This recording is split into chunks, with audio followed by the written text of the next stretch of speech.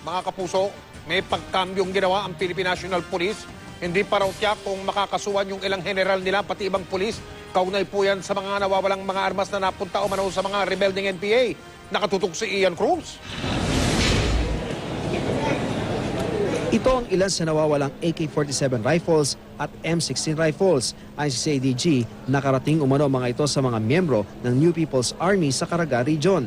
Nabawi ang mga baril ng 401st Brigade ng Philippine Army sa mga nakaraang engkwentro sa mga rebelde. Ayon sa CIDG, isang Isidro Losada umano na may-ari ng security agency ang nagpalisensya ng mga baril sa PNP at siya rin nagpasa ng baril sa NPA. Sa mga bus terminal at public market ng Usod, ginawa umano ang mga transaksyon ni Lozada. Sa 44 na AK-47 ay pinasuri ng Philippine Army, 5 ang positibong mula sa nawawalang mahigit 1,000 piraso ng high-powered firearms. Hindi naman matukoy ang iba pa dahil burado daw ang mga serial number. Nauna nang sinabi ng PNP na maharap sa kaso ang 5 retirado at aktibong general, pati na ang 14 pang pulis ng PNP. Itinanggi ng mga ito na sangkot sila sa nawawalang mga baril.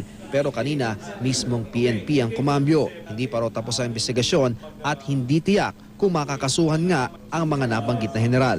Pwedeng hindi kasama, pwedeng kasama. So there will still be changes kasi nga po napaaga yung pagkasiwalat. Nilinaw din ng pulisya na hindi pag-aari ng gobyerno ang nawawalang AK-47 rifles. Pero iniimbestigahan na raw ang mga tauhan nila dahil sa PNP dumaan ang paglilisensya sa mga baril.